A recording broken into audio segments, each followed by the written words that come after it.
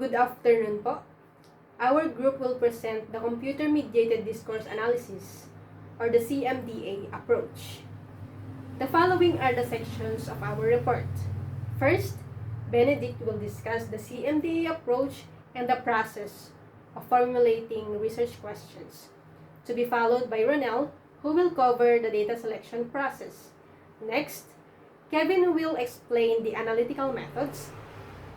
Then Luis will address the issues of interpretation. Lastly, I will present a research sample. Without further ado, please lend us your attention. So, let's get started. Benedict, you now have the floor. The CMDA approach. The term CMDA was coined in 1995, although research meeting the definitional criteria for it. It has been carried out since the mid-1980s and arguably as early as the 1970s. Computer-Mediated Discourse Analysis, or CMDA, is a method for researching how we communicate online. It is neither a theory nor a technique, but an adaptable research approach that makes it possible to learn about the patterns in internet language and behavior.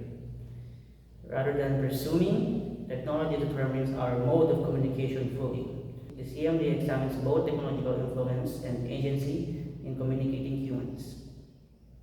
CMDA is an idea based on the principles of discourse analysis, which is research into how and why language behaves in real conversations. There are two key notions behind it. Firstly, that patterns in language are repeated despite the fact that individuals may be unaware that they are using them. Second, it thinks that individuals have a choice regarding the way they communicate or express themselves in writing. And they are influenced to make this choice by not only grammar, but what is going on inside their minds, as well as whom they're speaking with. CMDA introduces the third concept. Technology can be a factor affecting how we speak, but not necessarily in one single manner. This must be carefully researched across varying contexts. When performing CMDA, researchers may employ qualitative approaches, such as explaining what they observe in messages, or quantitative approaches, such as measuring how things show up. And most use both. For instance, one researcher examined how frequently people employ personal pronouns in online discussion forums compared to spoken and written English. Another examined how individuals express gender identity in an online game-like environment known as MUD. Some research explains new types of words that are used on the internet, and others measure how individuals take in a conversation. To carry out an investigation by means of CMDA, it is first necessary to have a research question, a problem to which the analyst desires to find a solution. Typically, the research question is based on prior observation. The researcher may have noticed some online behavior or patterns and may have formed preliminary ideas or hypotheses about them. But with CMDA, research question should have four qualities. It is empirically answerable from the available data. This means that the question can be answered by analyzing real online communications, such as chat logs, comments, or posts. The data should clearly show what people said or did without needing to guess their feelings or thoughts. Second, it is non-trivial. The question should aim to discover something new or meaningful. It should not focus on something already obvious or easily predicted, but instead lead to deeper understanding of online communication. Third, it is motivated by hypothesis. The question is driven by an idea or an assumption that the research wants to explore. Even if it is a hunch, the question should be grounded in a reason to believe that something specific is happening in the data. 4, it is open-minded. The question should not be answerable by simple yes or no. It should begin with words like how, or what, or why, allowing the research to uncover detailed and unexpected findings. A research application of CMDA is to research whether online communities behave like actual communities. For instance, researchers could compare two online learning communities. one that has created to foster community, and one that wasn't, to observe how individuals interact and whether technology influences how close the group becomes. In brief, CMDA is a toolkit for the study online language. It assists research in investigating how individuals interact on online environments and how decisions and technology influences those interactions. That's all. Thank you. And now, I'll be discussing to you the data collection in Computer-Mediated Discourse Analysis, or the CMDA. In CMDA, data collection refers to selecting a sample of online discourse that is appropriate for answering the research questions. The data should be naturally produced online by online participants and not elicited in an experimental setting. Since there is often a large volume of online interaction, it is rarely practical to analyze everything. Therefore, sampling becomes necessary. To put it simply, data collection in CMDA means choosing which online conversations or messages to study. This must be natural, meaning people wrote them on their own, not because someone asked them to. Since there's a huge amount of online communication, we just pick a smaller part that can help our research question. Now, why sampling is needed? To continue, CMDA often deals with large amounts of textual data, such as forum, posts, chats, or comments, and researchers cannot analyze all content due to time and resource limits. Therefore, a sample must be selected. Ideally, one that best fits the research question. In other words, there's simply too much data online.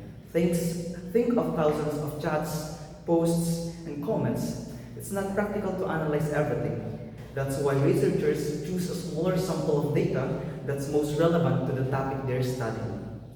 Sampling is usually not random. Furthermore, random sampling is rare in CMDA because it sacrifices context, which is essential in discourse analysis.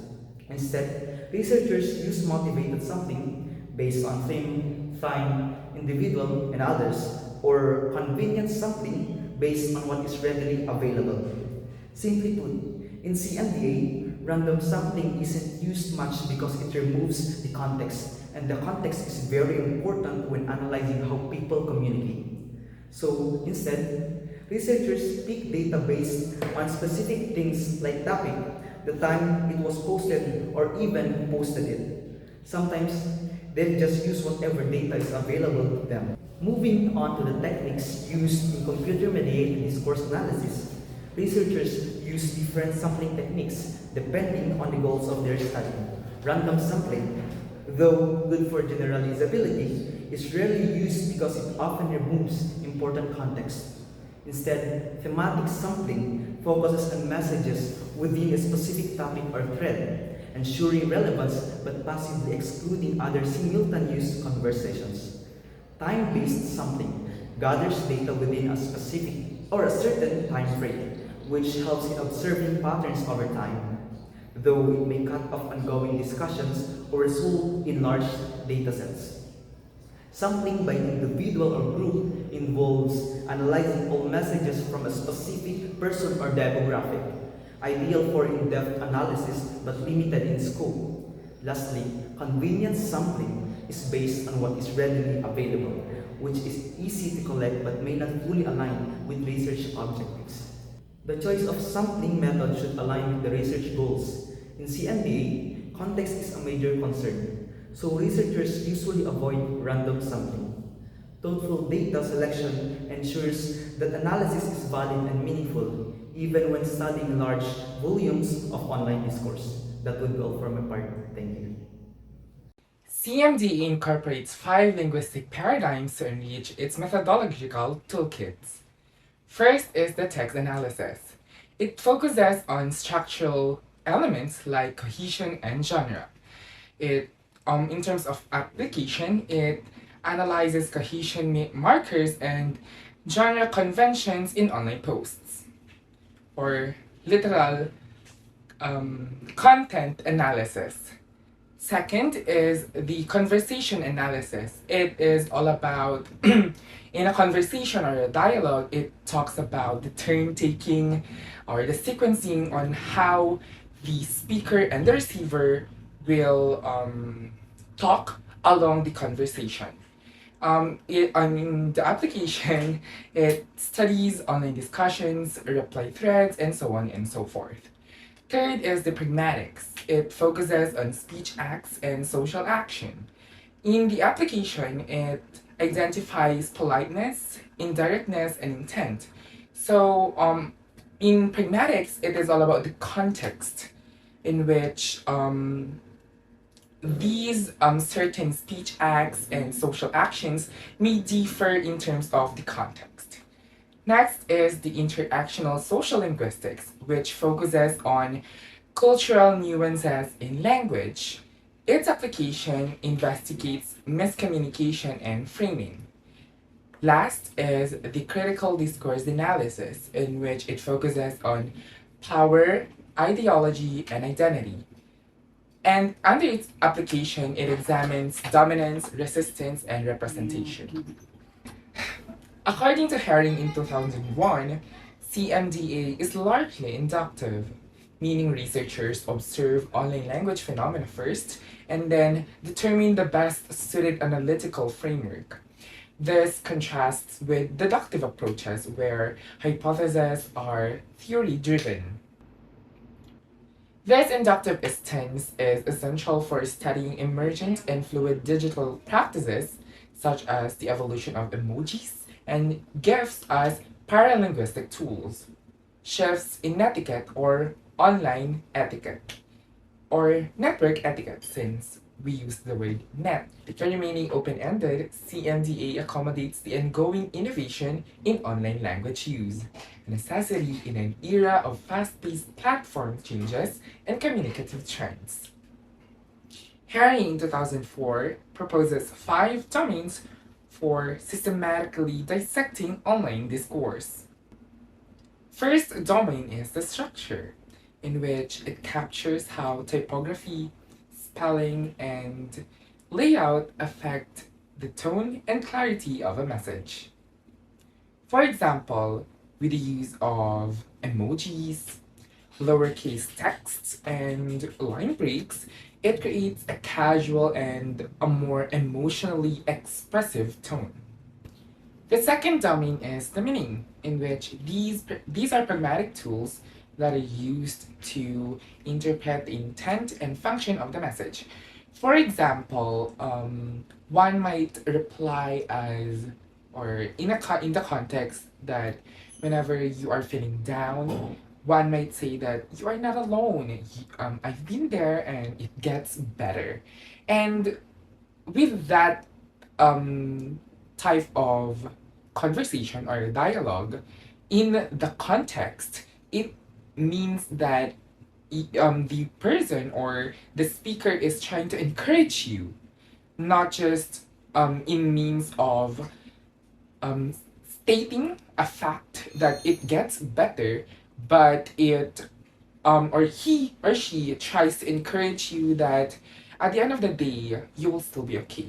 And third domain is the interaction.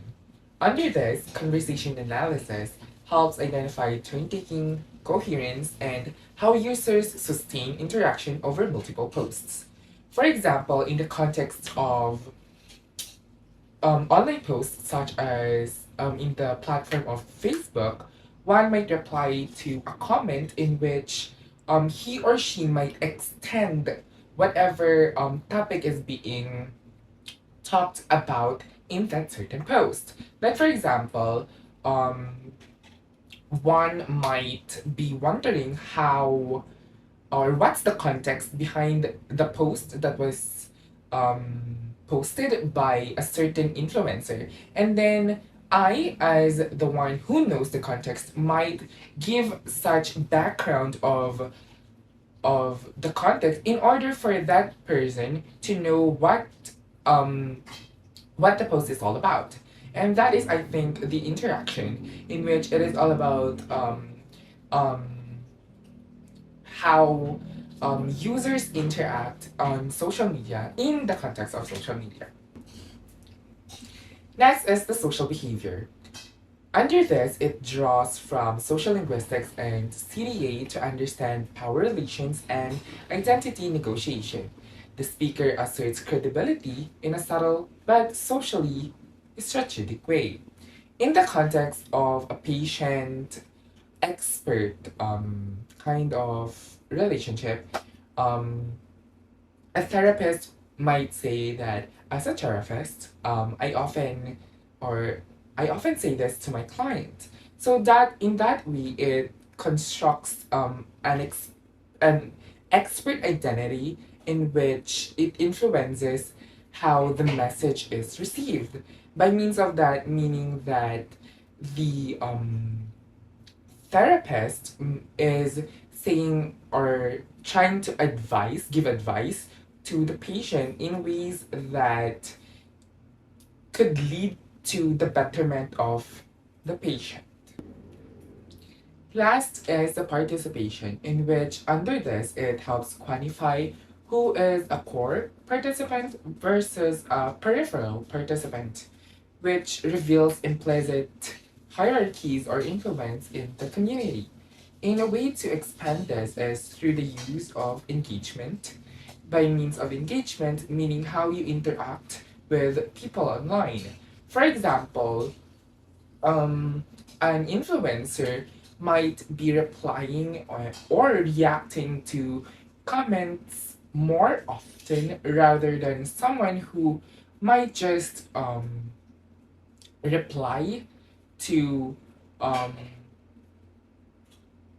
none to few comments, or might be also reacting less rather than the first example, in which this example now leads to how engaging you are as a person, as an individual in the online context. According to Bauer in 2000 and Krippendorf in 2013, they distinguished between two types of coding in content analysis. First is the structural coding or syntactic. Well, simply put, structural coding is all about sentence meaning, while in semantic coding, from the semantic itself, it is all about having a deeper understanding of whatever is being uttered, whatever is being provided, or what sentence is being provided. And this blend of structure, although may be contrasting with one another, is crucial in CMDA, where both form and functions are integral to understanding discourse. In essence, CMDA is a dynamic, interdisciplinary approach that integrates linguistic, sociological, and technological perspectives to analyze digital discourse. Its inductive orientation and hybrid use of structural and semantic methods make it especially well suited to contemporary online environments. By drawing from established paradigms, CMDA balances the need for methodological rigor with the flexibility to explore emergent communicative forms.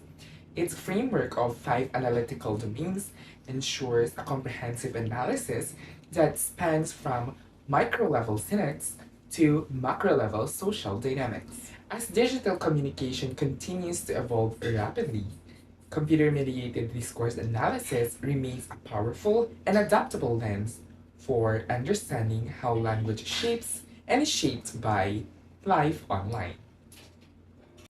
The issues of interpretation.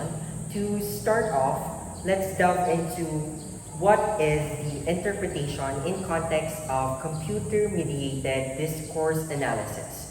So to start off, it is the process of interpretation in computer-mediated discourse analysis.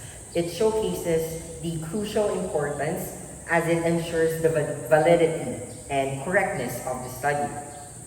And next, it makes sure that the study is sensible by means that it is grounded by correct and accurate data and has utilized a responsible method of interpreting it, taking different considerations to ensure the validity of the findings. Next, definition of the issue or the interpretation in CMDA is that it is considered both a craft and an art. craft by means that it is systematically done, and art by means that the art of interpreting the data to ensure a valid and a very sensible finding of the study. Next part is the keynotes in interpreting CMDA. So in interpreting the results or the data for CMDA, it is important to note two or the following to account them. The first one is variables. There are two types. The medium. The medium is about what or where does the discourse occurs. For example, synchronicity. Is it happening face-to-face? Is it happening on a particular platform on social media, on a particular time, or are they synchronous in talking to each other, for example? Next is situational variables. This deals with the factors that may affect the discourse. For example, the demography of the variables, what are the age, the sex, or the factors that may have underlying effects to the discourse or the findings into the analysis. Next is the three levels that the discourse or the analysis should take place. The first one is close to the data. Next is close to the research question, and the last is beyond the research question. The first one, close to the data, the summary of the results. What is the data? What is the data all about? Is it close to the data? Next is the close to the research question. How does the result relate, or how does the result or the finding relate to the research questions? And last is beyond the research question.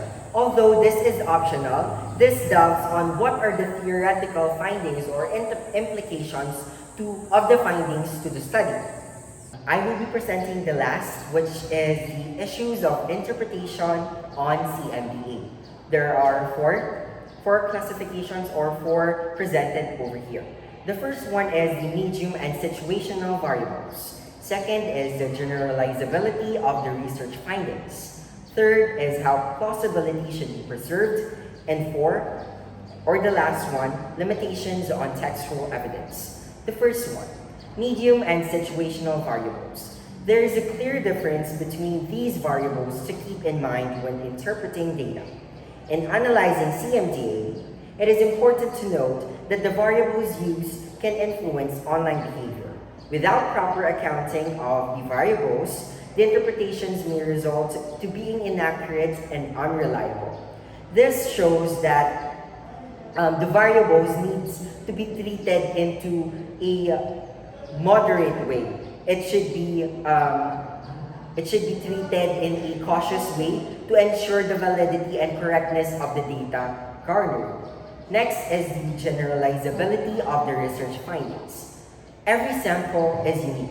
So in that matter, generalizations in data findings should be dealt with caution. A great way to balance the caution is applying the three levels of interpretation mentioned beforehand. So the three levels of interpretation I mentioned before is the close to the data, close to the research questions, and beyond the research questions. Next is how plausibility should be preserved. As interpretations can be broad, plausibility should be preserved to ensure credibility and avoid any unsupported claims and excessive data that may counter the evidence presented. So, since in interpreting discourse analysis, there are some times that the data may be supported with different unaccounted claims. This can result to unreliable data or unsupported claims that may affect the total result of the data findings. Next, or the last one, is the limitations of textual evidence.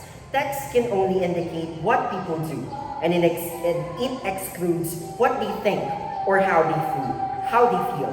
Interpretations that are in risk of feelings and thoughts based on text should be avoided, as it can be a mere speculation and a risk of being incorrect.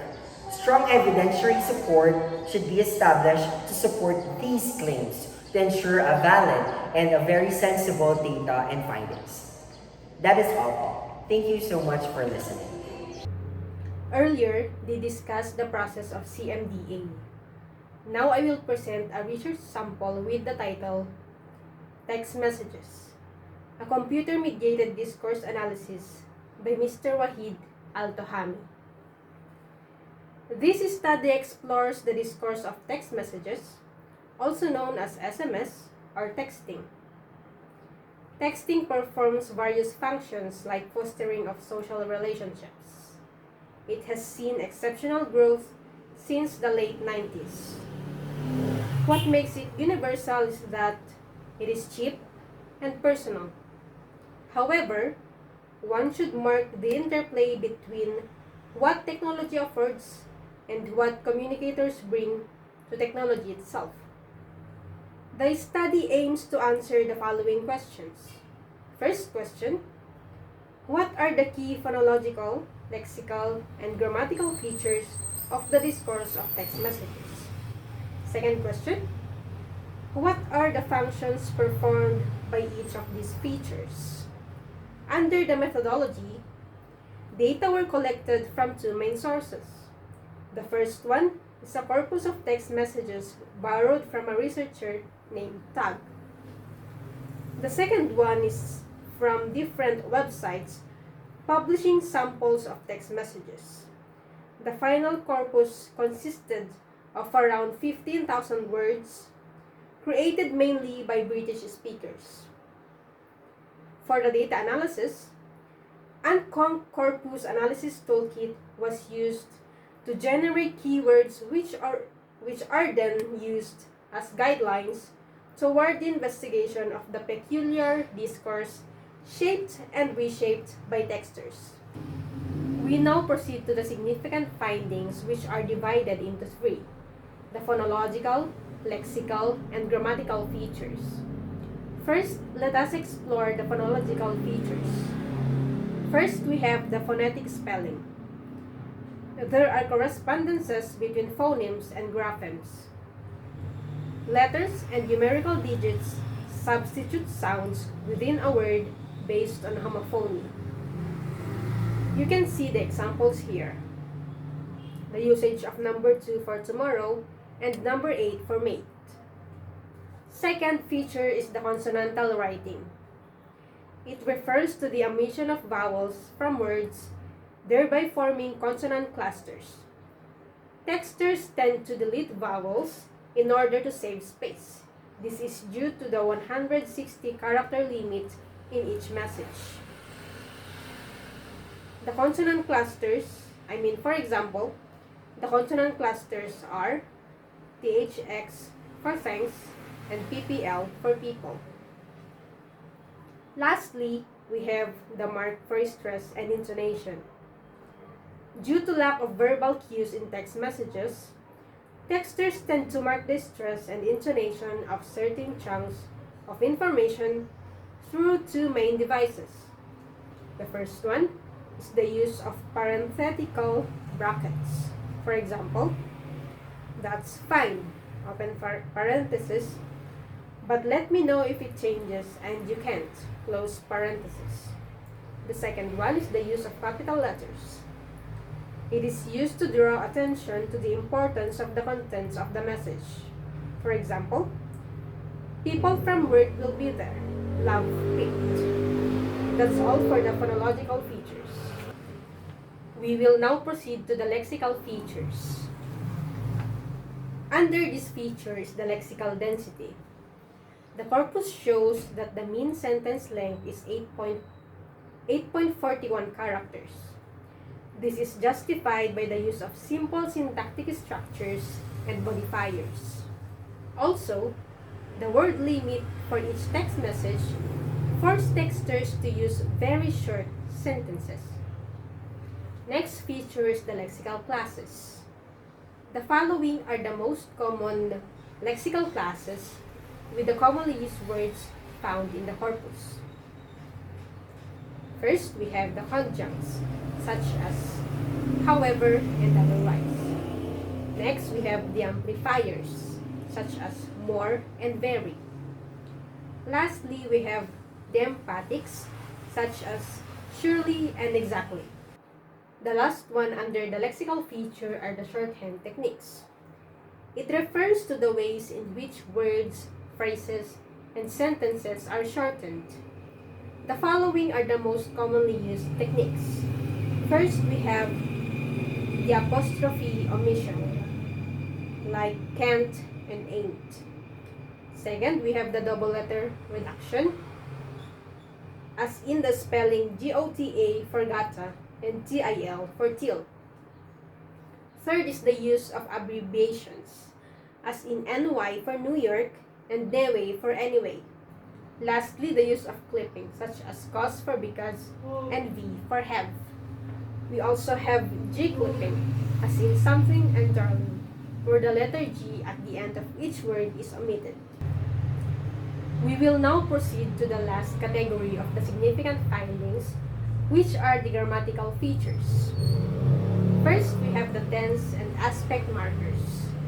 The corpus shows that texters mostly focus on present actions, and therefore most of the verbs are used in the present tense to report events. For example, he writes the mail now, and to plan for future events. For example, the group is meeting next week. The second and last one under the grammatical features are the adjectives. The corpus shows three categories of adjectives. First one, we have the inflectional. For example, all the best this afternoon. Second one, we have the periphrastic.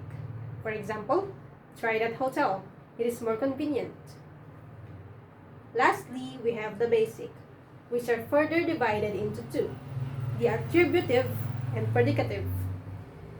Basic adjectives are the most frequent, as attributive adjectives are descriptive.